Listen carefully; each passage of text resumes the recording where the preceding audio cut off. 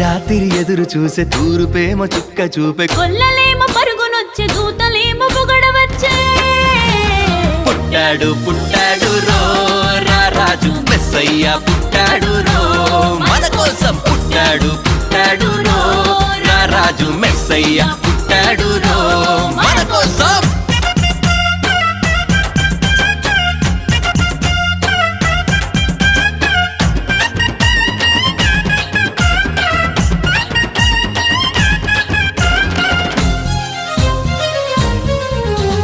పశుల పాకలో